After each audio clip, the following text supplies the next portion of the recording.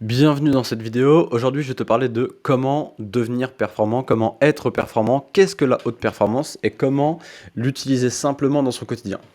Je t'ai pris quelques notes et je vais essayer d'être clair et concis pour que tu puisses l'appliquer dès la fin de cette vidéo et que tu puisses radicalement changer ton quotidien. J'ai essayé de résumer la performance tout à l'heure et j'ai écrit ceci. La performance n'est pas le fait de devenir une machine et d'appliquer bêtement un process à la sueur de son front. Être performant, c'est connaître clairement ce qu'on désire être, faire et avoir, définir des habitudes puissantes qui créent sur le long terme un effet cumulé. Et cet effet cumulé, il va vous aider à obligatoirement atteindre votre cible. Être performant, c'est le faire jour après jour avec plaisir, efficience et conscience. Rester focus sur le but que l'on souhaite atteindre en se détachant petit à petit de toutes les distractions qui nous éloignent de notre but. Et je considère que c'est ça, être performant. Il n'y a rien de surhumain dans la performance. Au contraire, c'est faire des choses simples en conscience, qu'elles soient efficientes et qu'on continue sur le long terme. La chose qui est difficile avec les habitudes, c'est typiquement, on voit souvent les gens au Nouvel An dire ça y est, j'ai pris de nouvelles habitudes. Dès le début d'année, mes nouvelles résolutions vont être d'arrêter l'alcool, d'arrêter de fumer, de commencer à courir pour pouvoir faire un marathon à la fin de l'année. Et généralement, quand on analyse les actions qui précèdent, qui suivent, pardon, à cette résolution, c'est que la majorité des personnes vont arrêter au bout de 2 semaines, 3 semaines, 1 mois. Elles vont peut-être tenir 2 mois et ensuite elles vont s'arrêter. Et ce qu'on peut observer, c'est que les habitudes que l'on prend sont souvent bonnes, mais difficiles à mettre en place ou difficiles une fois qu'on commence à les intégrer. Pourquoi? Il y a plusieurs raisons à ça. Je ne vais pas toutes les énumérer, c'est pas le but, mais la plupart du temps, on va vouloir mettre des nouvelles habitudes en place, sauf qu'on en met trop, et on va créer une surcharge qui fait qu'on va pas pouvoir tout assimiler, tout mettre en place. On va commencer à être fatigué, on va pas avoir envie, on va perdre en énergie et on va arrêter pour retrouver son état initial, son état de bien-être. Donc comment faire? La première étape, c'est vraiment de définir une habitude et de la mettre en place. Il y a différentes études qui parlent de 2 semaines, 3 semaines, 1 mois, etc., 90 jours, pour que ton subconscient il intègre l'habitude et que ça devienne un automatisme. Je n'irai pas dans les études. En tout cas, si on revient aux bases, le fait de la mettre en application, d'appliquer jour après jour et de traquer ses habitudes, peu importe la durée, au bout d'un moment, tu vas commencer à prendre plaisir dans le process et ça va devenir un automatisme. Que ça vienne au bout de 10 jours ou de 90, ça on s'en fout. Maintenant, je vais aller un peu plus dans les détails du process. Comment mettre une habitude en place et la maintenir pour devenir performant? J'ai noté 2-3 petites pépites qui sont à utiliser dès la fin de cette vidéo quand tu mettras ta nouvelle habitude en place. La première chose, c'est d'avoir de la clarté sur ton objectif. Et pour avoir de la clarté sur ton objectif, tu peux utiliser la technique qu'on appelle SMART. Donc SMART, c'est le S de spécifique. Il faut que ton objectif soit clair. Admettons, je veux commencer à courir dès demain, donc tu notes la date, et je veux courir 21 jours d'affilée à 9 h du matin. Voilà, c'est spécifique. Ensuite, qu'il soit mesurable. Donc mesurable, tu vas pouvoir le mesurer avec de la donnée, de l'information. Je vais courir dès demain, date, c'est mesurable. 1 km, c'est mesurable. Tous les jours, c'est mesurable. Pendant 21 jours, c'est mesurable. Là, tu as de la donnée, tu vas pouvoir te baser sur la donnée. Ensuite, on a le A de atteignable. Il faut qu'il soit atteignable dans le sens où ne va pas dire je vais courir un marathon tous les jours pendant 1 an. C'est impossible. Par contre, tu peux mettre je vais courir un run de 10 minutes chaque matin pendant 10 jours. Et là, c'est atteignable. Et du coup, tu vas être excité par l'objectif et tu vas pouvoir l'atteindre. Alors que si tu te mets un objectif beaucoup trop haut, que tu as une montagne qui est beaucoup trop haute et que le lendemain matin, quand tu vas vouloir commencer à la grimper, tu te rends compte que ça va être chaud, tu vas te démotiver, tu vas perdre en énergie et tu vas arrêter. Donc ça, c'est important. Ensuite, on a le R de réaliste, donc il faut qu'il soit réaliste et non pas fantaisiste. Et le T de temporel, il faut que tu mettes une date sur ton objectif, c'est important. Alors, il y a un débat sur les deadlines, en tout cas dans l'objectif SMART, mets-le et tu verras. On pourrait rentrer dans les détails, mais on ne le fera pas dans cette vidéo. Ensuite, quelque chose de très intéressant, c'est d'en parler à quelqu'un de confiance. Quand je dis quelqu'un de confiance, ça peut être un entourage, donc un associé business, ça peut être quelqu'un de sa famille, si on est proche et qu'il y a un lien qui est sain. Ça peut être son meilleur ami, sa meilleure amie, peu importe. Mais trouver quelqu'un de confiance pour tenir parole.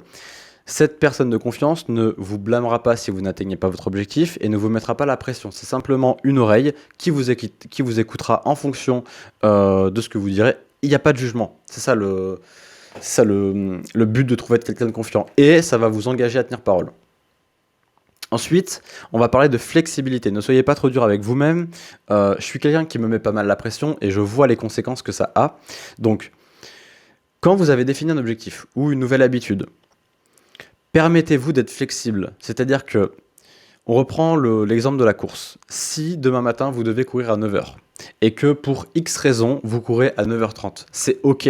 Ne vous mettez pas la pression parce que vous avez 30 minutes de retard ou quoi, vous le faites quand même. Donc c'est un exemple, il y en a plein des exemples, mais retenez bien ça, la flexibilité. Continuez à les faire, bien évidemment, mais soyez flexible. Ensuite, quelque chose de très très très important, ça va être le tracking. Traquez vos avancements. Par exemple, si vous décidez de courir pendant 21 jours, faites un tableau, affichez-le, faites une affiche murale et vous devez cocher toutes les cases jour après jour jusqu'à vos 21 runs. Ça va être pas un guide pratique, mais ça va être quelque chose d'utile pour vous et ça vous aidera en fait dans le fait d'atteindre cet objectif. Ensuite, donc ça ce sera pour la fin, et on revient sur la flexibilité, faites un bilan. Pourquoi faire un bilan? Déjà, il y a deux choses. Soit vous avez réussi d'atteindre l'atteinte de vos objectifs, soit vous avez appris une leçon. Qu'est-ce qui a marché? Qu'est-ce qui a moins marché? Quels sont les points à améliorer? Et en faisant ce travail-là de feedback, de rétro-feedback, vous allez pouvoir recommencer un nouvel objectif, peu importe dans la durée, mais recommencer avec un process qui soit optimal en fonction des feedbacks que vous avez eus du premier objectif et de la première habitude que vous vous êtes lancé. Ça vous donnera peut-être vos points forts, vos points faibles, les points améliorés, comment faire si j'ai une défaillance dans telle ou telle habitude, comment faire pour l'améliorer pour la prochaine habitude à mettre en place, et vous allez vous connaître davantage. Donc ça, c'est un point très très important. Ensuite, et pour terminer, il y a aussi trois choses que je voulais parler. La première, c'est vraiment d'avoir un journal de bord.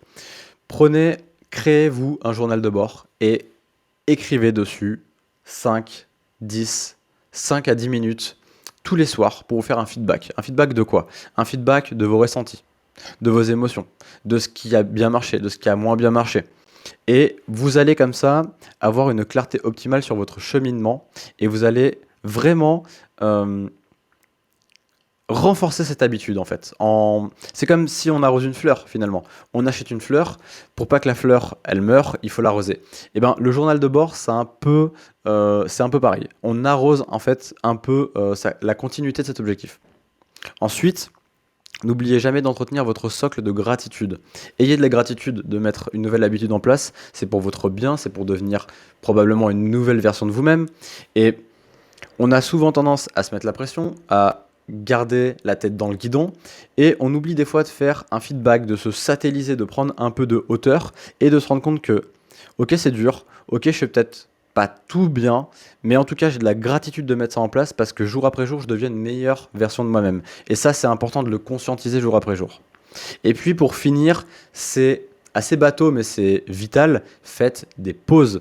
Peu importe l'habitude que vous mettez en place, peu importe l'objectif que vous souhaitez atteindre, faites des pauses, déconnectez complètement du process pour atteindre ce fameux objectif ou cette nouvelle habitude. Ça va vous faire du bien, ça va reposer votre corps, ça va nourrir votre créativité, vous allez avoir de nouvelles idées, vous allez être enjoué du fait de recommencer, de vous remettre dans le process. Donc voilà, ça c'est très important. Je pense avoir terminé cette vidéo. Donc pas de grands discours, de grands discours pardon, pour devenir performant, pas de recette magique non plus. C'est vraiment prendre du plaisir, prendre conscience que ça nous fait avancer, évoluer vers une nouvelle version. Écrire un journal de bord pour entretenir cette nouvelle habitude et ces nouvelles habitudes de vie. Et puis, on n'en a peut-être pas assez parlé, mais réduisez vos distractions. Aujourd'hui, on est vraiment entouré de distractions constantes, que ça soit une notification, que ça soit un appel, que ça soit un message, peu importe ce que c'est, on est toujours distrait. Et si on ne définit pas un cadre au préalable sain qui nous protège de ces distractions, on va vraiment avoir du mal à avancer dans le quotidien, vraiment avoir du mal à mettre de nouvelles habitudes en place, etc. etc. Donc, j'espère que cette vidéo a pu vous apporter la valeur nécessaire pour que vous commenciez à devenir performant, pour que vous puissiez désormais mettre des habitudes en place, une nouvelle habitude étape par étape, et que vous ayez tous les outils pour que vous puissiez tout mettre en place dès la fin de cette vidéo. Je vous remercie et à bientôt. Ciao.